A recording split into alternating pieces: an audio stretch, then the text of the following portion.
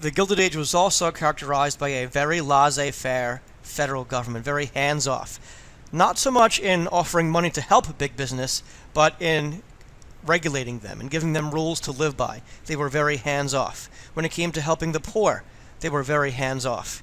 So from 1870 to 1900, the government did very little domestically, especially because big business was getting so much influence within the government.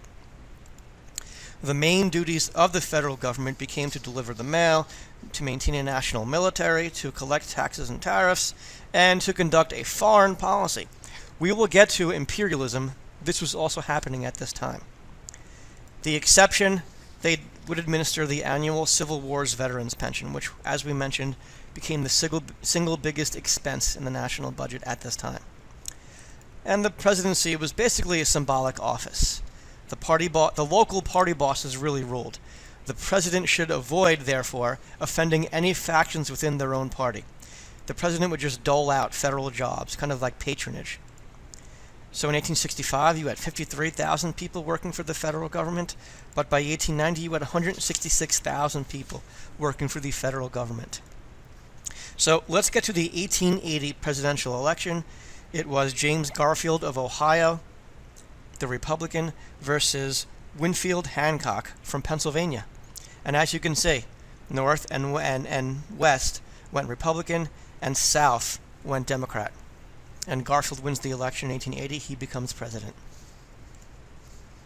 But in 1881, Garfield was assassinated by this dude named Charles, who declared that he supported Chester Arthur more than Garfield, and he wanted Arthur to be president.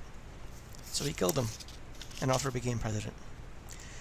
And as John Green mentioned in the video, in 1883 we get the Pendleton Act, which is also known as the Civil Service Act. We call it the Magna Carta of civil service reform. In 1883, 14,000 out of 117,000 federal government jobs, you had to pass a civil service exam to get that job.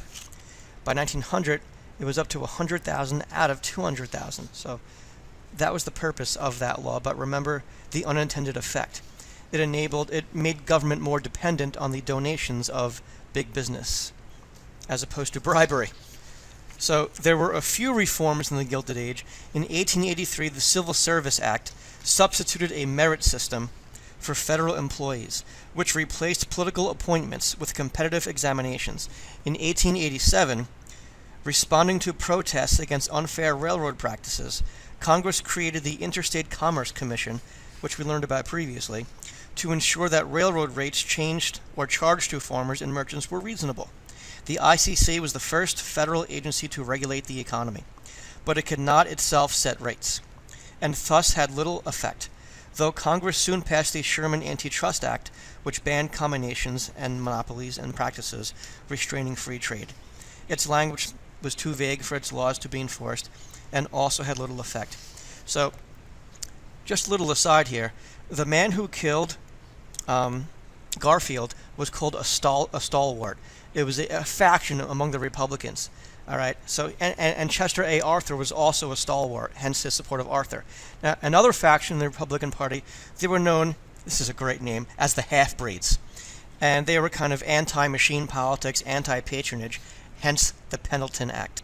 All right, so moving on, we get to the 1884 presidential election between the Democratic candidate, Grover Cleveland, and the Republican candidate, James Blaine from Maine. And the Democratic candidate, Grover Cleveland, wins in the 1884 election. And in Cleveland's first term, he was known as the veto governor from New York. He was the first Democratic candidate elected since 1856, pre-Civil War era. So the first Democrat to be in the Oval Office after the Civil War. And his presidency was remarkable for its laissez-faire sentiments. He hands off the economy. He opposed bills to assist the poor as well as the rich, and he vetoed over 200 special pension bills for Civil War veterans. And then we get to the 1888 presidential election. Again, Grover Cleveland against Benjamin Harrison. Benjamin Harrison wins this time. As you can see, the support is more or less staying the same between where the Republicans get support and where the Democrats get support. And now we get to somewhat of changing public opinion. We're getting more into the Gilded Age, the rise of big business.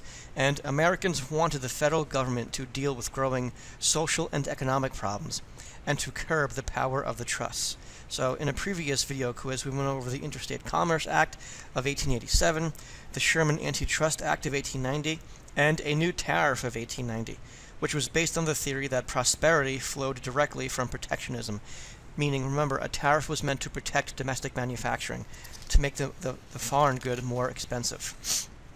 And this McKinley tariff increased already high tariff rates another 4%. So the Republican Party suffered big losses in 1890. Even McKinley lost his House seat. So, though national politics offered few solutions to economic problems, politics was vibrant and fluid at the state and local levels. After the Civil War, northern state governments expanded their role in the economy by launching public works programs that created jobs, and they assumed more responsibility for public health, education, and welfare.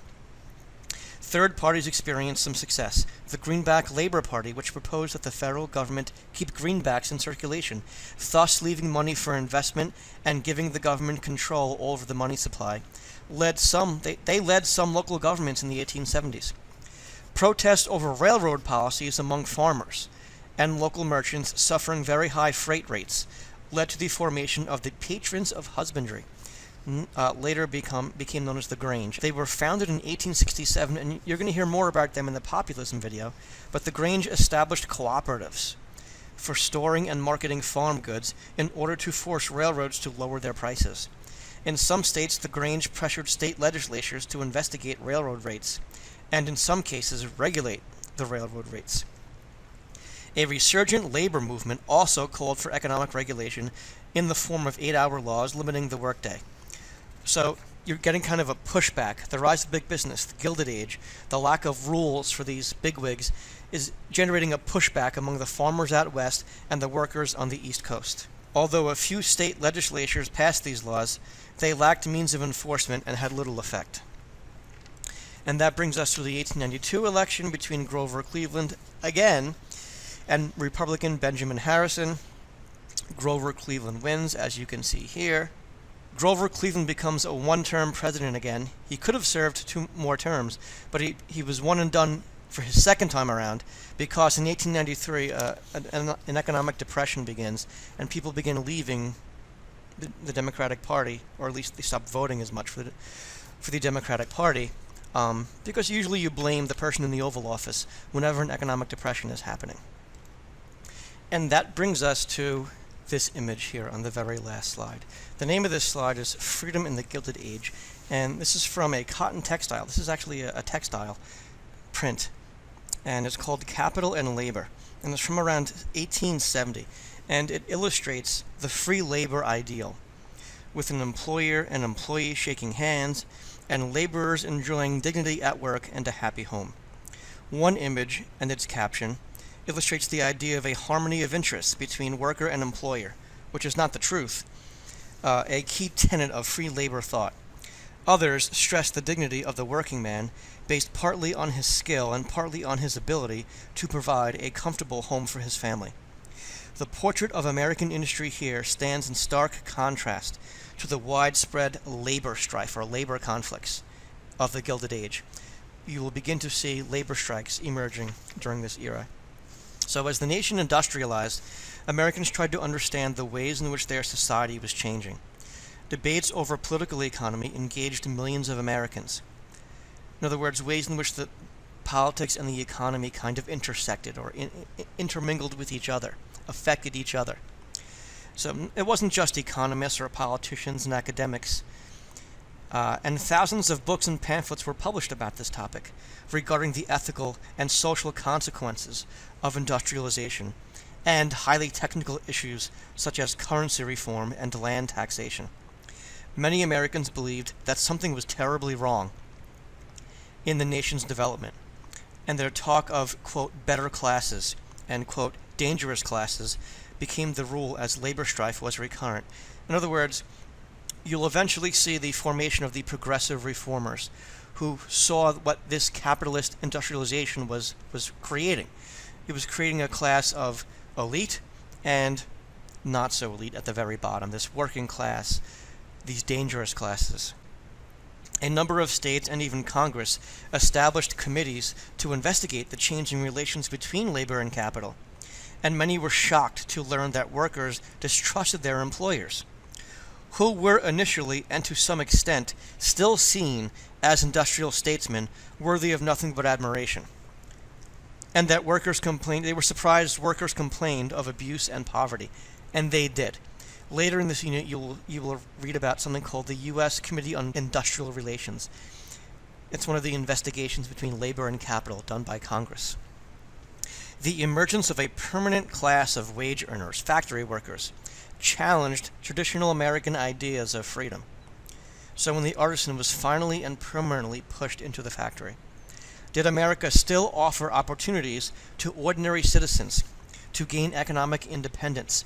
Was this Republican ideal where you can work, you can sell your labor, and eventually own your own land, earn enough to buy your own land, was that still available? So was the free labor ideology still valid? That's what people were questioning. So to many it seemed that wage labor was no longer a temporary condition on the way to economic autonomy, owning your land. Nor did the West seem a refuge from the deprivation in the East. To be sure, many Americans saw the concentration of wealth in this period as natural and a sign of progress, and mainstream economics held that wages were determined by supply and demand and should not be artificially changed by government or labor unions. Kind of your social Darwinists, meaning this is natural, this is the way this is supposed to be, which we learned about in the last video.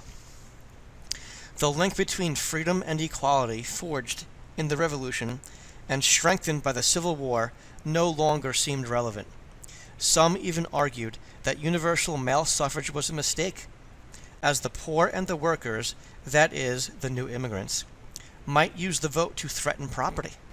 Instead, they urged a return to property qualifications for the vote. You will see a similar tendency when we get to the progressive reformers, who on one hand enhance or expand democracy, but on the other hand, they limit who they think should have the right to vote.